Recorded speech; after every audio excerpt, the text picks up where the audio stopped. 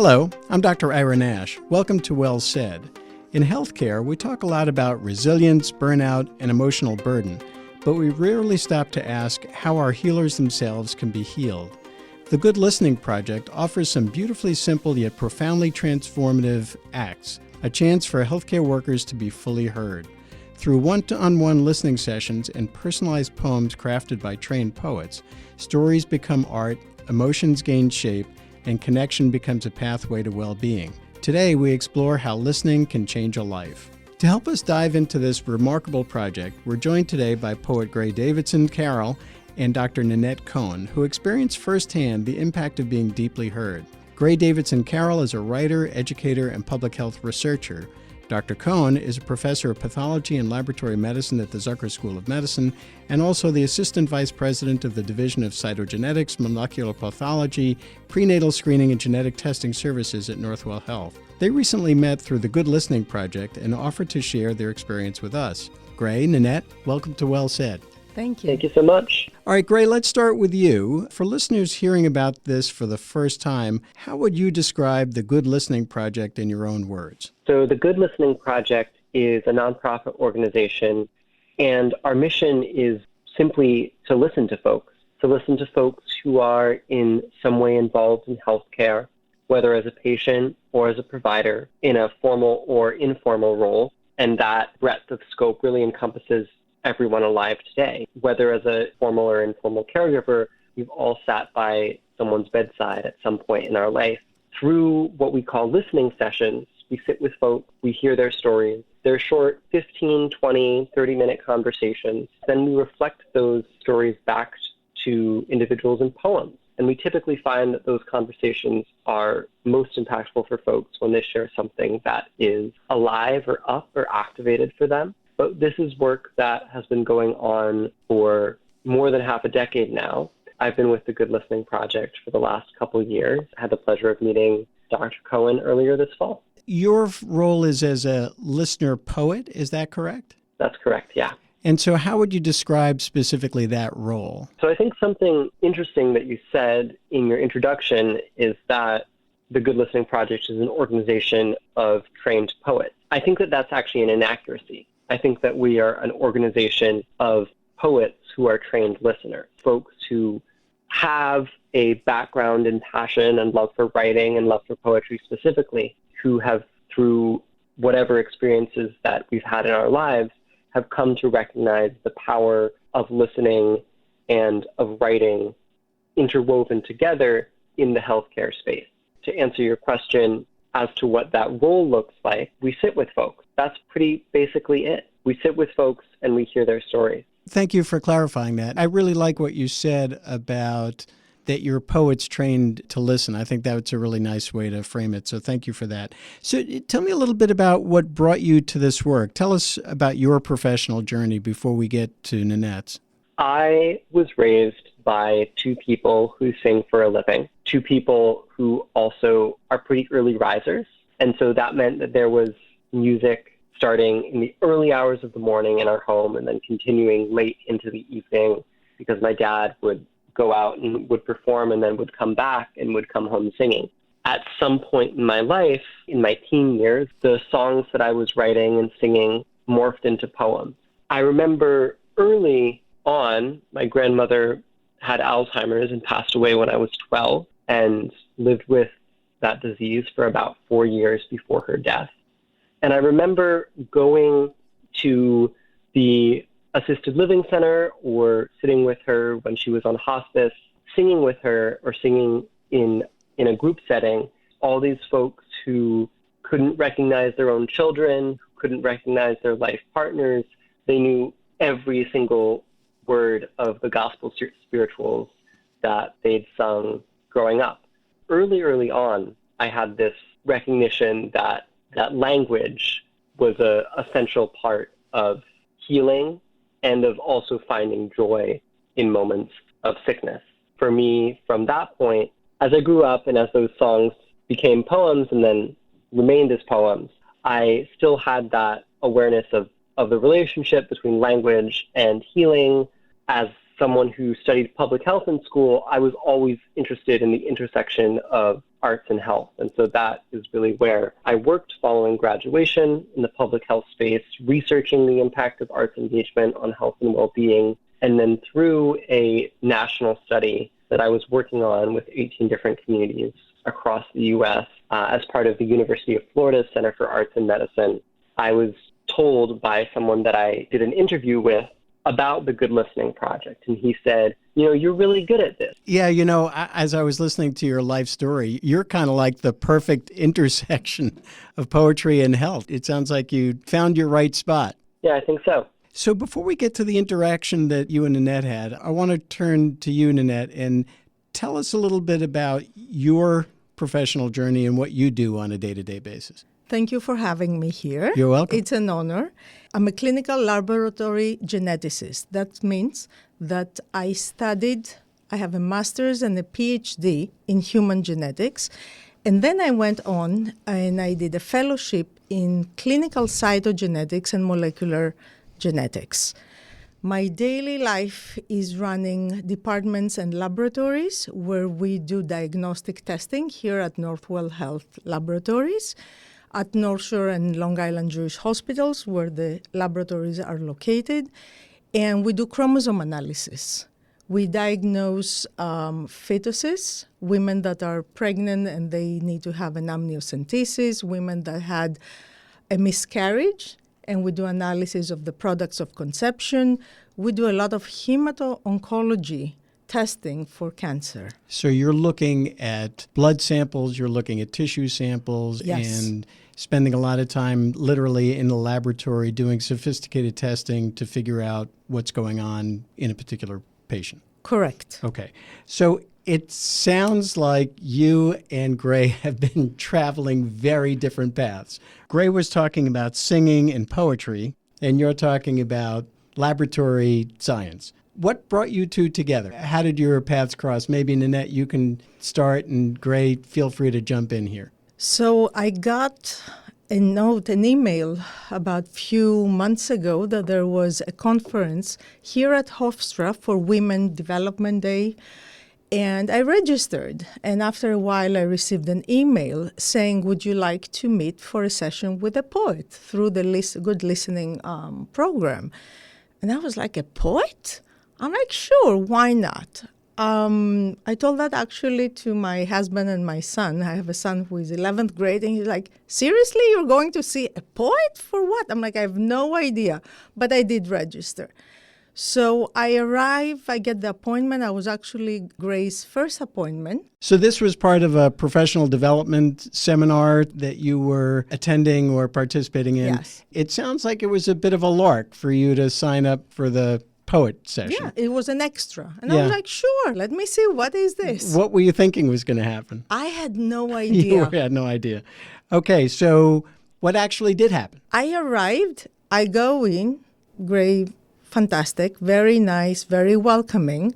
My first word was like, I'm not prepared, because they had asked us if we can bring a topic. Mm-hmm. And I'm like, I have no idea why I'm here. I don't have a topic. I came totally unprepared. Gray said, don't worry about it. We'll figure this out. So I got a little nervous. I'm like, what are we going to talk? What am I going to share with Gray? Gray said, how about I'm going to help you? And how about anything that has happened to you lately? And I'm like, nothing. But let's say I was in a therapy session with an art therapist. The only thing I could do for you was just to draw a simple flower, because I'm not an artist. And Greg just got that word, flower. It's perfect. Let's talk about how you are flourishing in medicine, which was actually the topic of the whole seminar. Seminar. Right. Grace said, tell me how you're flourishing. And I said, I actually had a very good year. I worked hard. I got 2 promotions. And I'm caring for people in the lab. And 20 minutes, I just told him my entire life.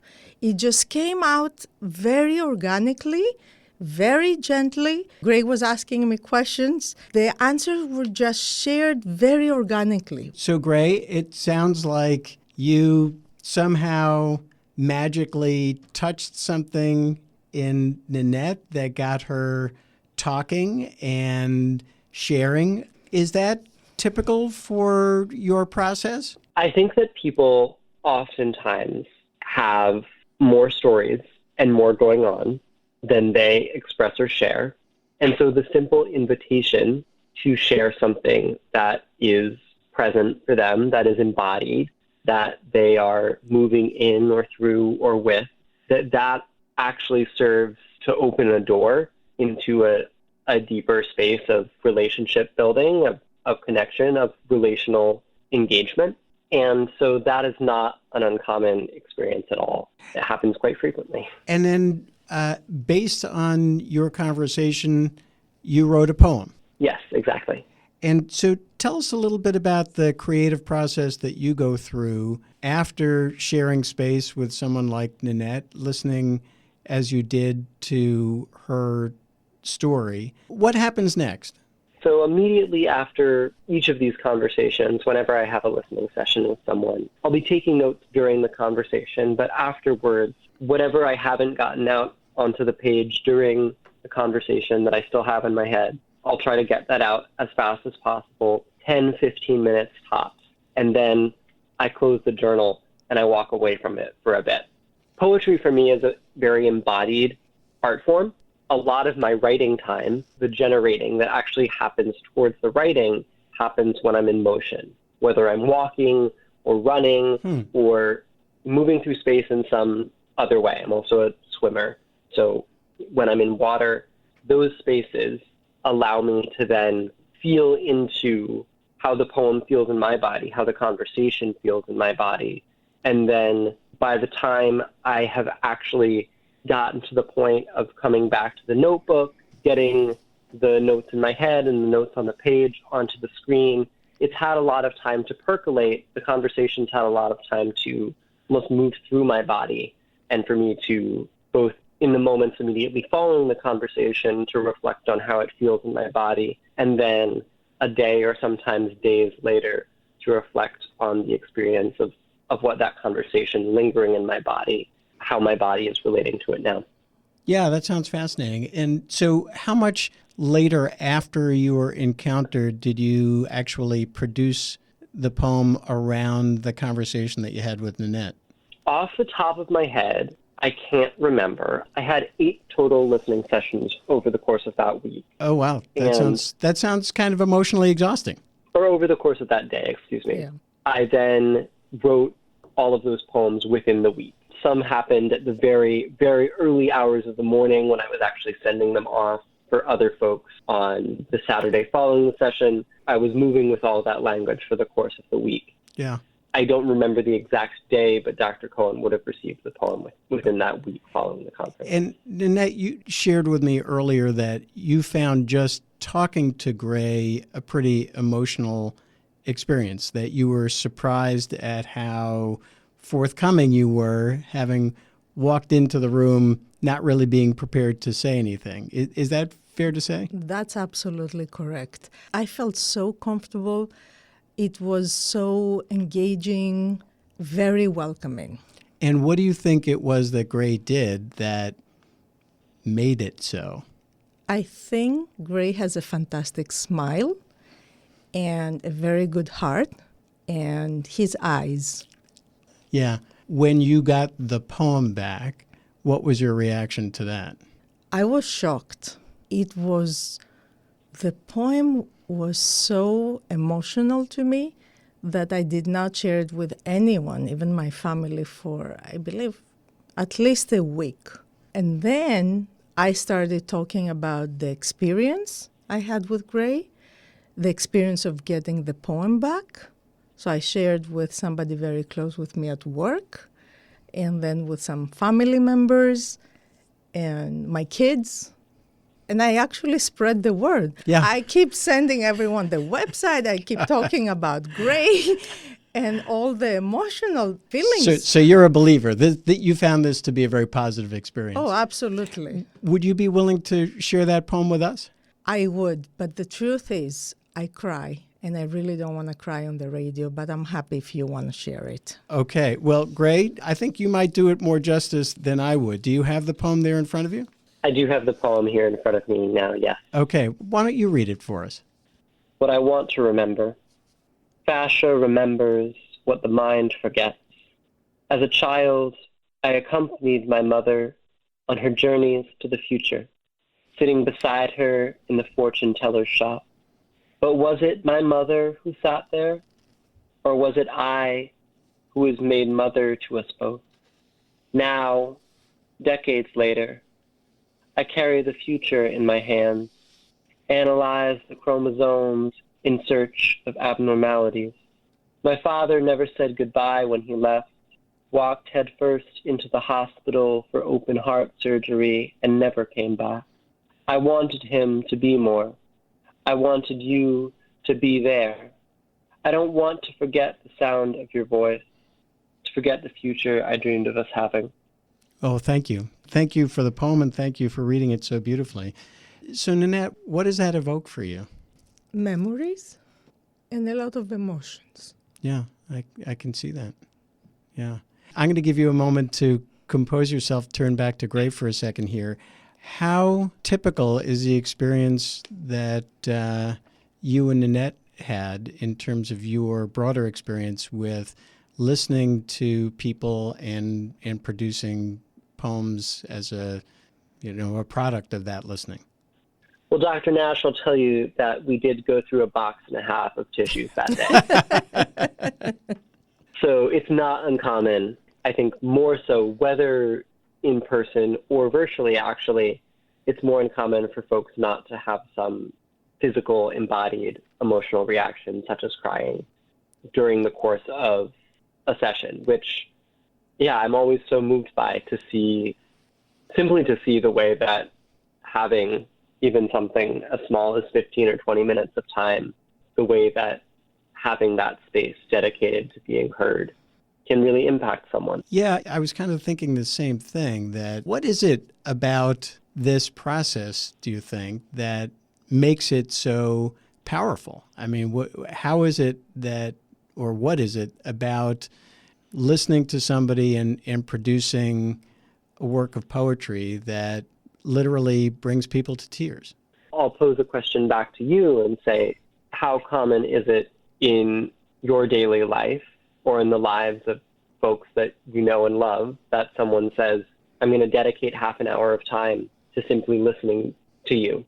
And not only am I going to hold space to listen to you, but I'm also going to give you a physical art object back that honors that moment. I mean, obviously the answer is not too often. And so maybe that is the answer, that this is something that we all are longing for in some way and don't get enough of. Nanette, you're shaking your head. What do you think? I think everyone would benefit with a session with Gray. Folks are simply starved to be heard. We live in an attention economy. We're all moving so fast in our daily lives. And so again, to just have that space to breathe and that space to be witnessed in breath is such a magical thing, a transcendent thing. Yeah. So Gray, tell us a little bit more about this organization. So to talk a little bit more about the Good Listening Project, this is an organization that was started in the Washington, D.C. area and that has since grown. We now have, I don't actually know how many listener poets we have at this point. We are an international organization. We have folks in multiple continents. We have poets who have worked with the organization since its founding, poets who have come on board as recently as a couple months ago.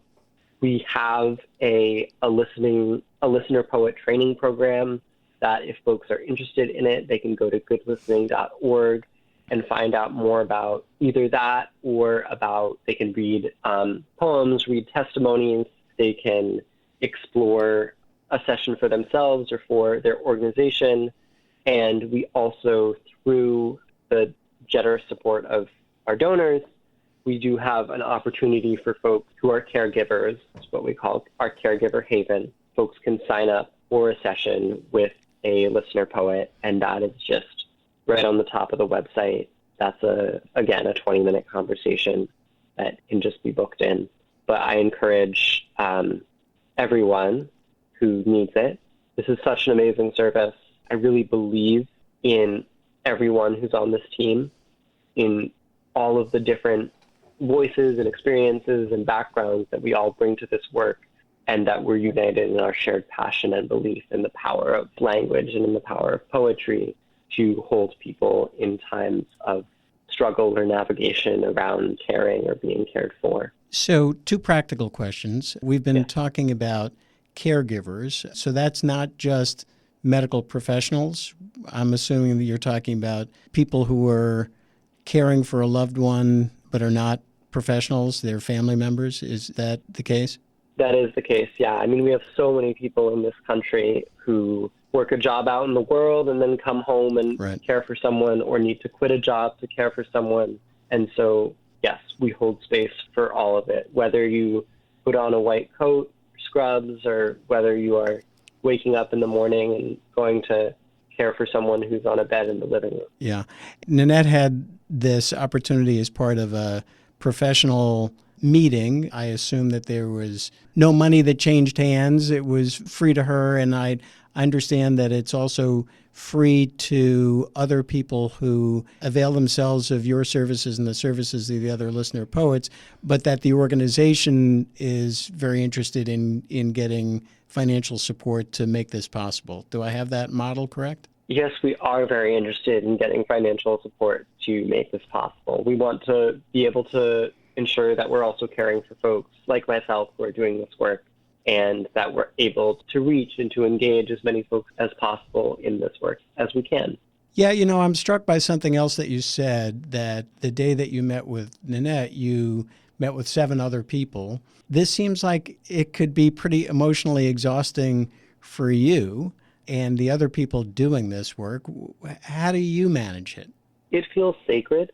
It feels I am there to hold the experiences, but they are not mine. The stories that people are bringing in, they are mine to hold, and then also mine to let go of, right? Mine to say, here, I made this thing. I wrote this poem. I'm going to give it back to you now. I think there's something in that, in knowing that even as folks bring me these stories, often I'll cry in these sessions. Yeah. Even as we have these heavy or emotionally charged conversations or listening sessions, that even as there is that space, that it's also a gift to be able to create that space and to be able to hear those stories. Yeah.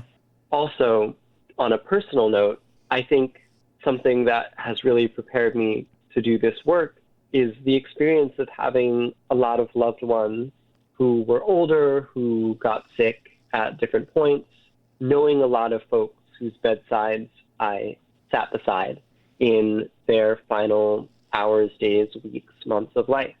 So to hold the reverence as inseparable from the grief. I have a dear friend and colleague, Dr. Sinead Birch, who calls that grief love, a hyphenated word. The grief does not move separate from the love does not move separate from the grief. Another incredible poet. Yeah, well, thank you for this work. I mean, it sounds quite profound, and I'm going to give Nanette one last question here, which is, you were clearly moved by your experience. You said that you've been recommending this to family and friends. What do you think the long-term impact of this experience is going to be on you personally or professionally? So what I'm thinking is maybe take a course.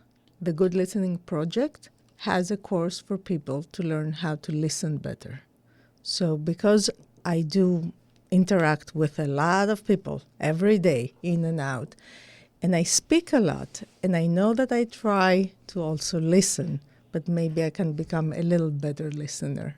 Yeah. So if I take this course at some point in my life, I can become a better listener. I can't think of a better way to end this conversation than by saying I think we could all probably do better at listening. And Gray, thank you so much for giving us such a profound example of what good listening looks like and sounds like. Thank you both for being my guest today.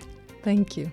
Thank you so much. My guests today have been Gray Davidson Carroll from the Good Listening Project and Dr. Nanette Cohen. Thank you both for being here. Thanks also to our editor, Edward Lee, to our producer, Lois Bentavenia, and our audio engineer, Dwali Sikautau. For more information about this program, to find all of our past episodes, please visit our website at medicine.hofstra.edu/wellsaid. You can also subscribe to our free podcast wherever you get your podcasts. Our listeners are also welcome to send their comments, suggestions, and questions to wellsaid@hofstra.edu. Until next time, I'm Dr. Ira Nash, and that's Well Said.